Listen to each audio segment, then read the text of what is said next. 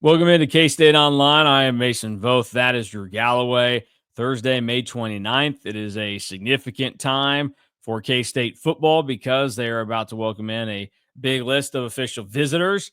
Drew has the full insight on that over at KSO right now. So if you are here, you're going to listen to some of what we say.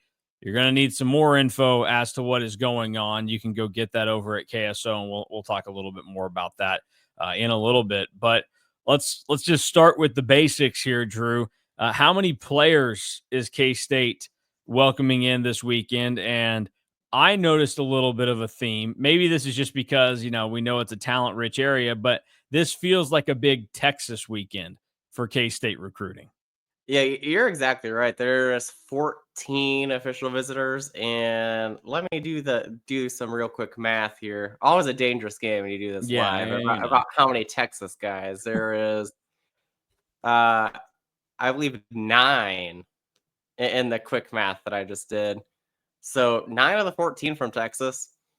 Super talent-rich area, we know. K-State also having to go out of Kansas a little bit has made that a little bit more of a focus, going to Texas, Oklahoma, Missouri. Georgia also has a lot of guys that will be in Manhattan throughout the rest of the summer. But this is, I think you're exactly right, Texas weekend, because a lot of the guys that I'll really be paying attention to this weekend are from the state of Texas. Yeah, and we'll talk about a handful of them here in just a moment. But before we do that, I want to remind everybody about the 2025 Aer Lingus College Football Classic in Dublin, Ireland. We are gearing up for that trip, as I know many of you watching this are. But if you have not made plans for it yet and are still on the fence, you think you want to do it, go to cats2ireland.com. And you can get your travel and hospitality packages as well as ticket info. Still some ticket options available through kstatesports.com. You can go check it out there for some information on that. But also, I guess there are probably some people that are like, yeah, we're going, and we just haven't done it yet because you like to procrastinate. Been there. I waited a while on the passport. I guess I could have waited longer. It moved through the system pretty quickly, but we will be there. We hope to see a lot of other Cat fans over in Ireland. Should be a great time at the 2025 Aer Lingus College Football Classic. So cats2ireland.com is the place if you are still thinking about going over there or you need your ticket, your avenue to get there, whether it's your travel, the game itself, or anything else you want to experience over in the Emerald Isle. And Drew's got a fun fact for you to prepare for the trip. I have one fun fact about Ireland and then just one blanket statement. I had to go back to the United States Postal Service because my driver's license and the address that I put on my passport application don't match up. So I had to go back. That's what happens when you move. You got a lot of different things going on. That's tough. But today's Ireland fun fact game is August 23rd. The average high temperature is just 64 degrees in Ireland on August 23rd with a low of 52. So, again, we talked about this just in the blanket. The weather there isn't always like super predictable. Pack a jacket. It's going to be a little chilly, I think. It could be chilly and rainy if you're really looking at the averages. So I want everybody to know that I have done my plan. I think I told you yesterday, but I did indeed go through and my eBay addiction. I've got my Nike Golf Storm Fit jacket on its way. So that is headed towards me, and I will be prepared for the rain as I'm down there getting highlights. It also does say, like, prepare for it to be a little bit breezy at times, too, because I believe that even though it's August and it's going to be hotter than heck in Kansas, it is very mild there. Like I'm excited for that experience. I can't wait to see what that's like. All right, let's get into the important stuff here. There are a handful of guys visiting this weekend for K-State. Before we get into some of the more interesting case studies that you alluded to, where you're going to keep your eyes on really a lot of Texans that are going to be here this weekend. One Texan that's coming is Brandon Ford, who's a K-State commit. Where do things stand here? Because he was the first member of the 2026 class to commit, so he's been committed for a while now. Is this just standard operating for K-State, or are they going to have to do some essentially continual recruiting here? Yeah, we'll see where this ends up going because Ford hasn't been back to Manhattan since he committed back in October, which, by the way, feels like so long ago at this Yeah. point. But they're gonna be doing a lot of working with Brandon Ford because he has other official visits scheduled to Memphis and to Oklahoma State, and we'll just kind of see where this visit goes from here for him because you kind of get the sense that it doesn't seem like they're always on the same page. So we'll kind of see where that goes from here this weekend because I think this is a big weekend for K-State and Brandon Ford specifically. One other guy that I wanted you to touch on real quick, Donovan Webb is going to be making an official visit. He's already been to a number of high profile places in the Big 12, and he's got some even higher profile ones scheduled nationally. Currently, the number 327 player in the country in the On3 industry rankings. One of the better safeties there. So a 4-star guy that seemed interesting that K-State is getting the official visit. What's the likelihood that this commitment could come K-State's way, or is this all these guys? The official visits are not limited anymore, so you can take as many as you want, and K-State's just kind of on the fringe here. Yeah, I don't know how likely it is because there are so many suitors and so many official visits for Donovan Webb. I think he's already taken 4. And after K-State, I think he has 3 more. So you kind of look at that as okay, what is like real here? The thing that is interesting to me and has kind of stuck with me, like I don't know how likely it is that K-State gets Donovan Webb. I would say that it's probably more unlikely than likely at this point. But remember, last week, kind of going into the week before we had found out that official visits were being pushed back and some guys were going to have to reschedule dates. One of the guys that was supposed to visit last week was Donovan Webb. And I kind of expected, and I think a lot of people probably did, that with the list of teams really going after him, that he would probably just move on and go somewhere else this weekend. K-State gets him on campus this weekend anyway. He was supposed to be at Ohio State. It sounds like Ohio State might be filling up at safety, which helps K-State in this standpoint because I think Ohio State was probably the team that was leading for him. But it seems like there's genuine interest because he could have just after last weekend and not coming to Manhattan just ended up being a guy that didn't go to K-State at all for a visit. But the fact that he still is, I think, is interesting and something that's worth pointing out. But there are so many teams in it for Donovan Webb. I think TCU, Texas Tech, Baylor.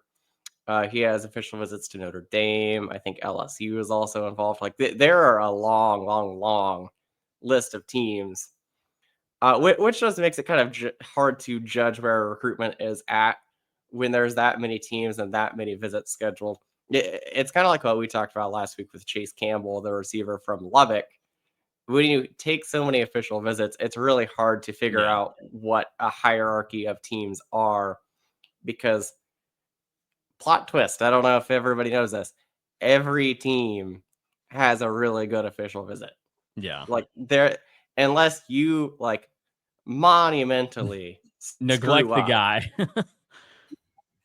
Unless you like totally forget that a guy exists while they're on campus, like everybody does something that will knock somebody's socks off. So it's really hard when there's 8 official visits for somebody because every one of them is kind of the same. So then it really just comes down to relationships.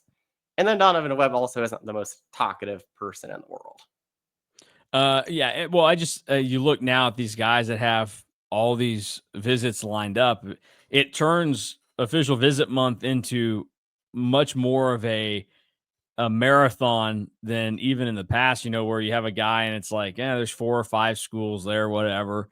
But now it also just chops up the percentages. Like we're about to talk about guys and you'll see the RPM on the screen.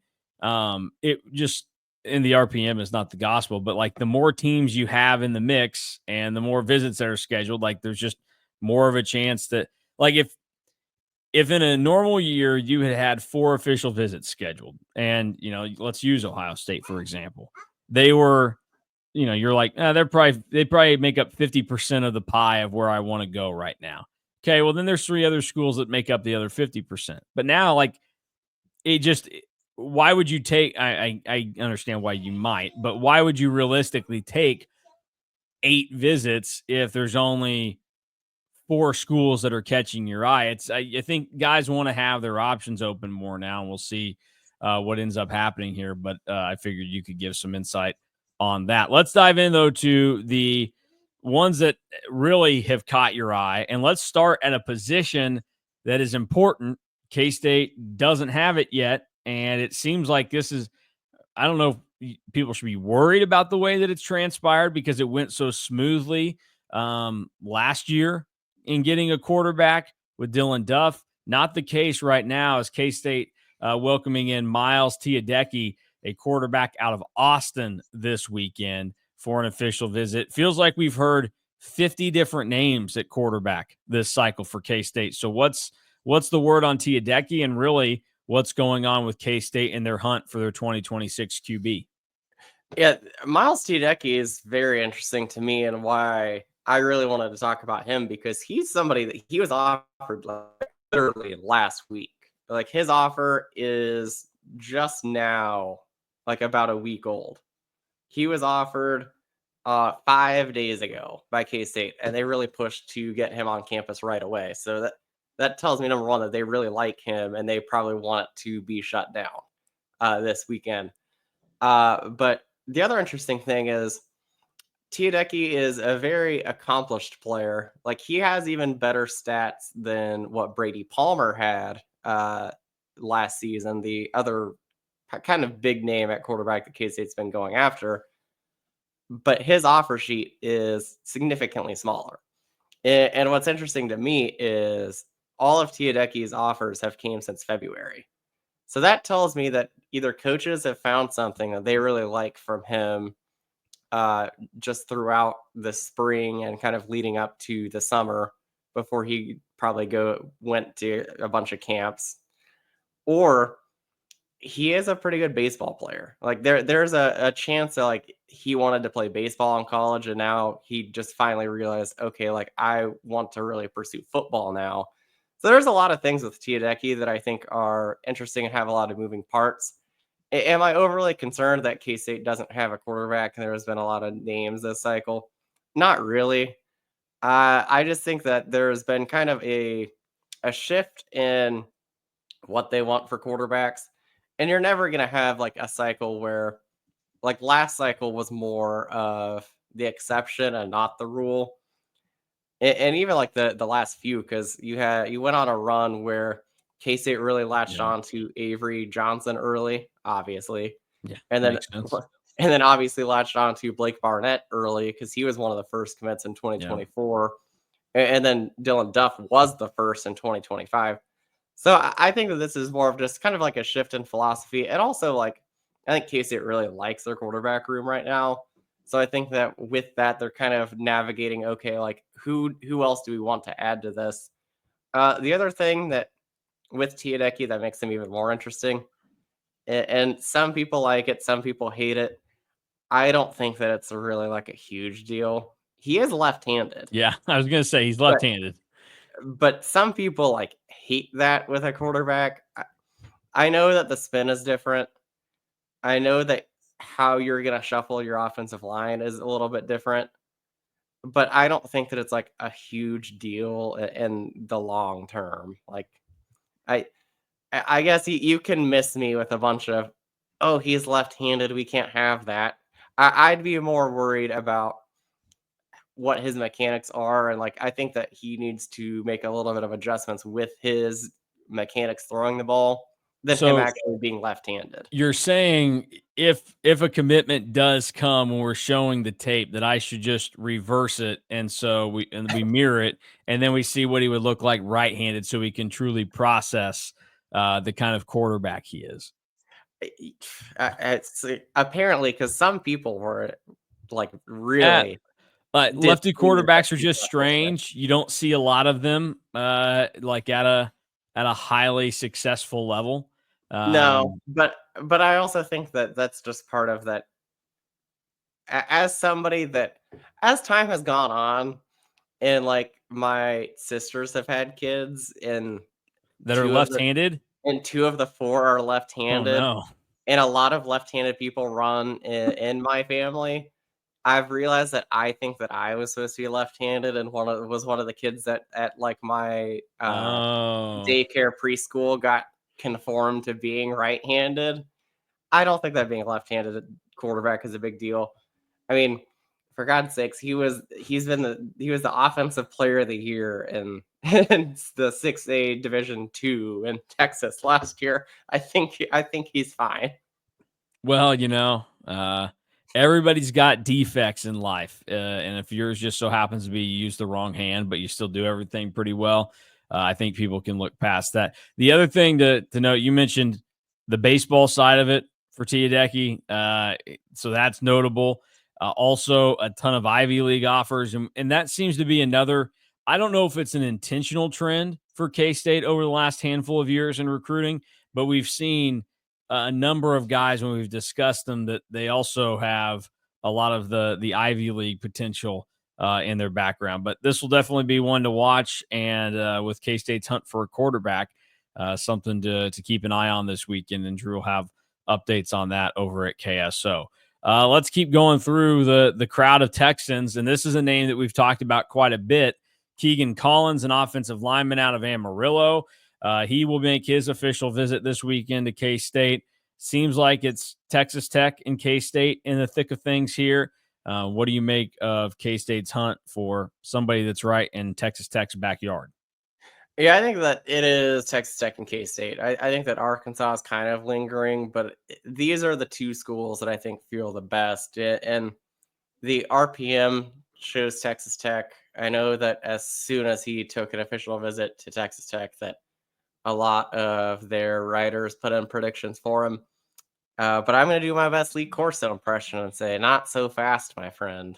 I have heard a lot of really good things about where K-State stands for Keegan Collins in the last handful of weeks, to the point where I've been thinking about putting in a prediction for Collins to K-State, and I think that this could even happen in a hurry. Like if you're looking at guys that are most likely to commit after this weekend and not take any more visits, Miles Teadeki is probably number one because of how fast and furious like this recruitment has been. Number two would probably be Keegan Collins for me. Like I wouldn't be shocked if this ends up being something where K-State gets a commitment afterwards. And then, I mean, if this were to come to fruition, Brian LePack, man, that'd be a crazy first couple months on the job at offensive line coach. So you're essentially saying that when the merger happens between Rivals and On3, there's going to be some beef in place between KSO and the fine folks at the Texas Tech rival site, right? I think that they might have jumped the shark a little bit on their pick. So Drew has called out Red Raider Sports here. Fine guys. I've interacted with them enough from time at Rivals or the year after that I was not at Rivals. So when we went down to Lubbock and they were talking to me, and I can't remember if they knew that I wasn't there anymore or they didn't realize I wasn't there anymore. But we're all about to be family again. So Drew beefing. You don't take joy in that though, right? Thinking that you might do the old switcheroo, because there are some guys that from my time at Rivals or other places, I did like being the contrarian and saying, "Oh yeah, you're gonna be wrong." Yeah, I always like hesitate to put in predictions unless I am like 95% confident that a commitment is going to happen. So I think that that kind of also tells you how I feel about Collins, that I'm thinking about putting one in. Yeah. All right. Keegan Collins, a name to know, could be one of those that commits. Let's keep going down. More offensive lineman action for you. Justin Morales out of El Paso. Looks like on the RPM, thanks K State, Oregon State here for an offensive lineman that's been on the radar for a little bit. This is an inside type of guy on the line. What do you know about Justin Morales? Yeah, he is somebody that K-State really, really, really likes. He is going to get, as everybody does, like the whole red carpet treatment in Manhattan. But I think that K-State is really going to try and push for a commitment this weekend potentially, because I mean, we talked about it with Donovan Webb. Justin Morales also has a lot of official visits scheduled. I think that he has 7 now that he posted yesterday. And that's to Arizona, Maryland. Which, by the way, weird. K State and Maryland like never interact on the recruiting trail, but are like 2 or 3 times in this cycle, which is bizarre. Michigan State, Oregon State, Wisconsin, Cal. So those are the 7 official visits that he has. So I would imagine that K State really, really goes all out, because from the vibes that I've gotten, everybody in Manhattan loves Justin Morales. It's good to know because you look at a guy like that coming from way out there in Texas, and one of the more like lower rated guys in terms of the industry ranking. It's tough to get a gauge, but we know that K State has been pretty good at identifying players that would make a lot of sense for him. Another player from the state of Texas that is a little bit higher on the rankings would be Tucker Ashford, just outside the top 400. He's got 4-star status from On3, just shy of it in the industry ranking. Plays out of Fort Worth Christian, and a lot of schools in the mix here. The RPM's kind of all over the place. It had K-State high, Oklahoma State at number 2, and then Houston and Illinois. But you wrote in your primer, which people can go and get a full look at right now over at KStateOnline.com. And a reminder, if you're not signed up and you want to read that, you can get it for just $1 right now your first week. But Tucker Ashford, a guy that Houston and Illinois also seem to be squarely in the mix for. Yeah, I actually think that this is probably more K-State and Illinois, if you're really reading between the lines, because I think that Illinois is really trying to push hard to get Tucker Ashford. He has been a favorite of K-State staff since last June when he camped. Freak athlete at defensive end. He is the lead of their 4x100 track team as a 6'3", 240-pound defensive end. So he is a big-time athlete. K-State really likes him. Chris Kleiman went to see him in January. K-State coaches have been there again more in January and even more during the spring contact period. We'll see what happens. I'm not totally bullish on a commitment this weekend for Tucker Ashford, but he's one that I have my eyes on because I think that he's had K-State's eye for a long time, and he really likes K-State as well. So anything can happen on these visits. So he's one that I'm really kind of looking forward to seeing how this progresses, because I think that getting him on campus first of the schools in the top 3 and even the top 2 with Illinois and Houston is like right there too. But getting him on campus first, I think, is a big deal on this one, because I think that there are times where you want to be first and times that you want to be last. This one you might want to be first in because you really get to set the bar. Yeah. Do you know the order off the top of your head that the visits will come in for Tucker Ashford? Obviously, K-State now, but what comes after that? I believe it's Illinois and then Houston, but I'd have to go back Okay. and look. So yeah, you're looking basically at the order that you think it is in right now, with win, play, show, at least ahead of when a commitment might actually happen for Tucker Ashford. But certainly a fascinating one. We know that K-State has had a lot of success with defensive ends lately that they've brought in, and certainly a guy that has the talent of Tucker Ashford in a lot of different ways would profile as being successful at K-State as well. One final player to highlight today, another Texan. I forgot to switch his info around there, but Seorian Martin is a player. K-State, Baylor, SMU is how it looks, or at least is liked by the RPM right now. What can you tell us about Seorian Martin? Yeah, the RPM says K-State, Baylor, SMU, but it's really K-State, Texas Tech, Houston. But if you really want to know where I think it is, I think that it's just K-State. Like I think that since his visit in April, K-State has been in the lead, and he has really conducted his recruitment with K-State in mind. I mean, he was the first one, and this is why I'm a little bit upset about myself. Like a couple weeks ago, for not really going in and like doing more research on what official visits were like last weekend and how they all got pushed back. But he, in like 3 or 4 weeks ago, said that he was changing his visit to May 29th instead of the 22nd. So that was something that had been done for a little bit, and I think that you see the commitment date of June 19th.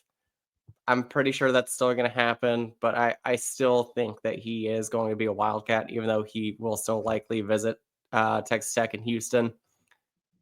But he is somebody that I felt the best about out of all these official visitors. And then even with Teadeki and Collins, like I think that there's a potential that they commit this weekend or soon after the visits. Martin, you're gonna have to wait a little bit, but that doesn't make it feel any less good. Like I still Yeah. feel really good about where it stands for him and just where that all is at. And credit to K-State staff because they knocked his visit in April out of the park. And I imagine they do the same this weekend. And because of that, they're in the position that they are. Another one, K-State has visited a few times during this spring contact period. Going to be in the Navy All-American game. He's actually second cousins with Adrian Peterson, which I think is pretty cool. And then I just think that with where his recruitment is at, I think that K-State has been the leader for a good bit. So with the names we've seen here, and obviously we've got a handful more weekends after this where we're going to be talking about official visitors coming to K-State, but this is going to be relative to what it's looked like a smaller class this year for K-State that they're going to take. But once again, even if you are sacrificing in the quantity, which is really how a decent chunk of the recruiting rankings end up being comprised of, like if you have quantity, it's gonna shoot you up quite a bit. K-State, the quality is right there, as good as ever, maybe better with this class, the way it's starting to look like it could shape up. And obviously, a long ways to go. K-State actually has to follow through and get these commitments that they seem like they're driving for. But it seems to me, and I'm nowhere near as good at this as you, that K-State is probably tracking to be in the same area of the recruiting rankings once again as they've been the last couple of years, which have been, some of the best that K-State's been able to manage. Yeah, I would be surprised if they end up near the same as where they have been. Like, I don't know if they'll be in the top 40 like they were in 2023 and 2025, just because of sheer class size. Uh, but I think that they will be kind of in that same ballpark as 2024, which I believe they were like 42nd or 43rd. They just won't have enough guys, but I think that they'll have enough on the top end to get them like squarely in the top 50. And then, I mean, the other thing that plays into this is, the junior college guys also get ranked, and I imagine that there'll be probably like 14 to 15 high schoolers with a couple JUCOs mixed in, maybe even like there might be like 15, 16, 17 would probably be the most high schoolers that I would see. But there will be some JUCO guys mixed in that will also boost the class rank. I would say that it's going to be squarely in like the top 50. and maybe in the like top 45 still, even with how small this class is going to be. Yeah. Also, recruiting services are starting to really catch on to what K-State does on the evaluations, and you see a lot of guys really shoot up throughout the fall and into the winter, and even like right before signing day, or if you're the case of like Larry Porter, even after signing day, going way up. Yeah, that was a massive bump. If you want just some insight, most people I think are well aware of it. But since Chris Kleiman got to K-State, year one, which obviously a little bit tricky considering they were taking over for a regime that had been let go, so they had to kind of scramble. In 2019, K-State was 67th in the recruiting rankings. They were 52nd the next year, then 54th in 21, 63rd in 22. But since then, 37th in 2023, 42nd in 2024, and they finished 2025 at 37th. So they're hanging around in that top 40. And the way to look at this now is essentially, yes, the national ranking, but like you have to understand that that's a good number for a school like K-State and really any school in the Big 12 right now. Like we'll go through and once again, when we do the signing day thing, we'll show where K-State is nationally, but I'll also break it down once again. Where is K-State in relation to the other Big 12 and ACC schools? Because we know that the Big 10 and SEC are so big now and they're going to grab a lot of the top end talent, but the K-State's been making this shift, and even this year, I can't imagine that they're going to drop off too far. So yeah, very very fascinating to see how things are working for K-State and their first official visit weekend of the year. We'll have another recruiting update next Thursday for you as K-State gets ready to do it all again. And if you need everything that's going on with K-State football and recruiting this weekend, head on over to KSO and On3. Join for $1 if you have not done so yet, and follow along with what Drew has set in place for everybody there, because he's got a little blurb on everybody that will be visiting this weekend, so you can get some insight as to who this player is, what their recruitment looks like, and what's going on. A couple of running backs visiting this weekend as well, which we know K-State is. They've got 1,000 of them that they're in the mix for. It's just going to probably be about which one do they really want and who decides to take a spot first. So all that and more from Drew over at KStateOnline.com. For now, we'll get out of here. And who knows, we might have some fireworks to talk about come later in the weekend or start of next week. We'll keep you in the loop on that. We'll try and do quarterbacks tomorrow here on KSO. We'll just see how everything plays out. But that will be coming at some point in the near future as we wrap up the final names on our list of ranking quarterbacks since 2006 at K-State. For Drew Galloway, I'm Mason Voth. Thanks for watching and listening to K-State Online.